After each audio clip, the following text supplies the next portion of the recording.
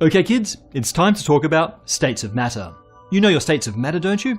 We have solids, liquids, gases, and plasmas, and quark-gluon plasmas, nuclear matter, Bose-Einstein condensates, neutronium, time crystals, and sand. Come to think of it, maybe I don't know my states of matter, or what a state of matter even is. Let's see if we can figure it out together.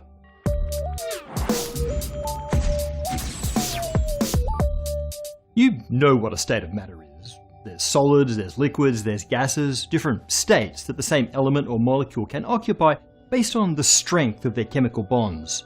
The strong bonds in a solid keep the material rigid, but heat it up and those bonds break, and we're left with the weaker bonds that allow the particles to slip and slide around each other, while nonetheless generally sticking together, leaving us with a liquid. Heat it up further and those weak bonds break, allowing particles to fly freely around the room, and voila, a gas. Some of you may have also learned what happens if we keep heating things up. Electrons are knocked free from atoms, breaking all molecular bonds in the process and creating a plasma. So cool, states of matter are just the different, states that atoms can be in. But wait, the quarks inside protons and neutrons are matter. What is the state of matter of those? Does it depend on the state of matter of the atoms that they're part of? And what about composite materials like sand, which may have different properties to their component parts? And then there are those pop-sci media claims of new state of matter discovered, time crystals being a recent example. Are they for real? To answer these questions, we better figure out what a state of matter really is. If you were to base your reasoning on the states of matter you learned in school, solid, liquid and gas, and plasma for those of you who stayed in school too long, a simple pattern is apparent. Change in temperature results in change in the state, or in the phase. Phase shifts occur at temperatures specific to each material. For example, ice melts into water when temperature rises above the 273 Kelvin mark, then evaporates into a gas 100 Kelvin higher, and ionizes into a plasma at several thousand Kelvin. Of course, it's a bit more complicated than this. Transition temperatures depend on the material, but they also depend on pressure. For example, water boils and freezes at a lower temperature on a mountain top where the air pressure is low. So instead of a one-dimensional relationship between phase and temperature, think of a two-dimensional relationship with both temperature and pressure. We call this a phase diagram. It shows us that things are much more complicated than solid, liquid and gas. For one thing, there are secret hidden states of matter. For example, at temperatures and pressures above the critical point, the line between gas and liquid blurs, and we have what we call a supercritical fluid, which shares properties of both. The two numbers related on the phase diagram, temperature and pressure, are statistical properties of large collections of particles. A single water molecule doesn't really have a temperature, it has a velocity, but the average energy of motion of all water molecules is its temperature. A state of matter defines how these various average properties relate to each other. It defines what we call the equation of state. For example, in an ideal gas, pressure is proportional to temperature and inversely proportional to density. Different states of matter have different equations of state. In general, the field of physics that studies the relationships between the statistical properties of different states of matter is called thermodynamics. But a state of matter determines and is determined by much more than the thermodynamic properties.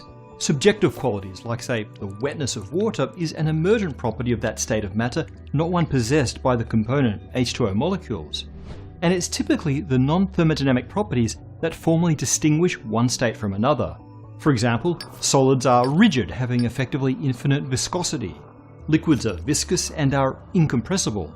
Gases are compressible and diffuse evenly to fill any size container. In general, we'll call some collection of stuff a state of matter if it has a sufficiently unique set of emergent behaviours, like the extremely low electrical resistance of a superconductor or the near absence of viscosity in a superfluid.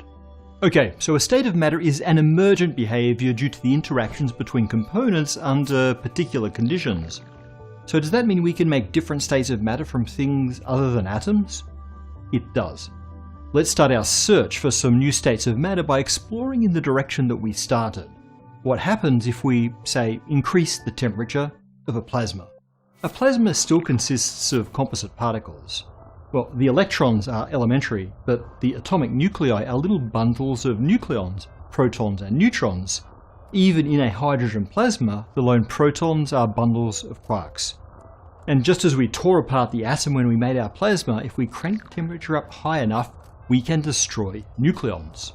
Although we're going to need it fairly hot, around 7 trillion Kelvin, due to the extremely high binding energy of nucleons. This is the Hagedorn temperature, and when we reach that temperature, quarks are stripped from nucleons to produce a quark-gluon plasma. And this is our next state of matter. You might wonder if this stuff is even more plasma-like than plasma, with the particles more free to zip around the room, but actually the interactions between the gluons and the quarks remain significant. So a quark-gluon plasma behaves more like a liquid. We routinely make this stuff in our particle accelerators, but the quantity is tiny, the result of smashing two nucleons together. However, in the very early universe, everything was a quark-gluon plasma, and that may also be true in the cores of massive neutron stars. So, if a quark-gluon plasma is liquid-like, does that mean that it can freeze? Yeah, it can. And its frozen form is a nucleon. More generally, a hadron, so protons and neutrons, but also various exotic combinations of quarks. A hadron is fairly literally a crystal of quark-gluon plasma. It's the stuff in its solid form. That's right, you are made of quark snow. In fact, the whole process of creating quark-gluon plasmas is like smashing snowballs in the middle of the Arctic, hoping to produce a few droplets of water, which freeze again almost instantly. The stuff of quarks is generically called quark matter, or QCD matter for quantum chromodynamics, the physics of quark and gluon interactions. To fully convince you that quark matter has its own states of matter, behold its phase diagram. Here it's temperature versus baryonic potential instead of pressure, but that's basically just how much energy the quarks can absorb or emit. Our quark-gluon plasma is actually the analogy of gas in atomic matter, even if its behavior is more liquid. Our hadrons are the solids. If you want to see what states of matter we discover moving left to right on that diagram, just burrow into a neutron star. First, the individual quark crystals move together into a fluid of neutrons that we call neutronium, and then the neutrons dissolve and we end up with some really bizarre forms of liquid-like quark matter. The states of matter that we are most familiar with can be explained as particles interacting under classical forces. But once you bring quantum mechanics into the picture, many strange states of matter become possible.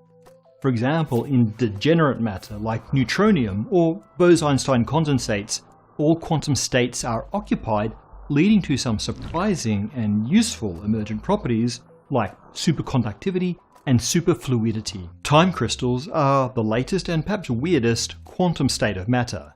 These are configurations of entangled particles that oscillate between states even when they have no energy. In regular thermodynamics, the lowest energy corresponds to absolute zero temperature, which in turn means zero motion of the particles. But the lowest energy state of a time crystal involves real motion, which makes them thermodynamically different from the other states of matter, so they qualify as a state of matter of their own. So it sounds like states of matter really are exactly that, states of matter, not states of just atoms. Subatomic particles can have their own states of matter, and it turns out that two completely different states of matter can exist simultaneously at different scales. For example, liquid water contains many nuggets of frozen, solid nuclear material. Different states of matter can be sort of nested within each other. But if that's true, for the subatomic states within the atomic states, what about states formed by components larger than atoms and molecules? For example, sand. Each grain of sand is a solid, but when you make air flow through sand, you can change how those grains of sand interact with each other. The sand will start acting like a liquid. When this happens, objects that are light enough will float from the bottom to the surface, something that would never happen in a regular solid. And yet the grains of sand never stopped being solid and the air never stopped being a gas. Here's something that we don't usually think of as having its own states of matter. Human beings. But they actually can behave in ways eerily close to states of matter. In a fairly diffuse crowd, people will walk around steering to miss each other with no trouble. The cloud behaves in some ways like a gas. But if you increase the people density to around 5 people per square metre or more, a phase transition occurs. It starts behaving like a liquid. The frequent interactions between people cause liquid-like phenomena like currents and waves as individuals lose their autonomy of motion. This is known as crowd crush, and it can be very dangerous. Fortunately, physicists can come to the rescue here.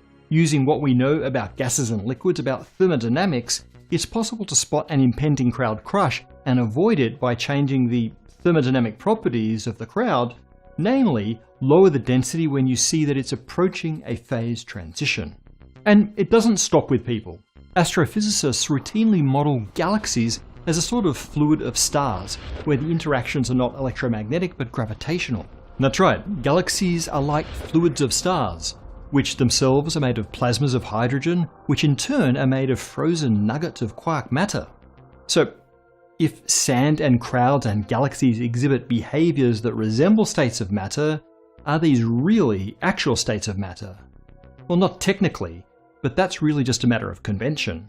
The fact is, the concept of states of matter can help us to understand many kinds of interactions, even between macroscopic particles. Max Tegmark from MIT has proposed that consciousness itself can be understood as a state of matter. Just like the characteristic properties of a regular state of matter, the conscious mind is an emergent property of a type of information system. The analogues of temperature, pressure, etc. are the informational parameters like memory, computation, and informational integration, the right combination of which leads to specific emergent behaviours like self-awareness. Thinking of the mind as a state of matter allows us to use the tools of our material science, for example, quantum mechanics and condensed matter physics, to help us understand why it is that we see the world the way we do, or at least so claims Max Tegmark. The definition of the term state of matter is somewhat slippery. It's clear enough when we talk about the common states, but it gets a bit blurry on the boundaries or in exotic cases. Despite this, the concept is incredibly useful for helping us understand the behaviour of physical systems, from the instant after the Big Bang to the behaviour of crowds and perhaps to the nature of the conscious mind. Just think of our universe as nested layers of states of matter from the smallest to the largest scales of space-time. I wanted to let you know about PBS Terra. PBS Terra is the home for even more great science and nature shows from PBS Digital Studios, and they're always asking fascinating questions with rigorous answers. For example, if you want to know what would happen if you live forever, then check out Far Out, which explores the future of science, technology and culture, and how these changes may affect humanity and all life on Earth. Or, if you'd rather know why you're still watching this video, check out Why Am I Like This?, which looks at the evolutionary biology of the human body and how we ended up with all of these quirks. There are links in the description for all of the great content on PBS Terra.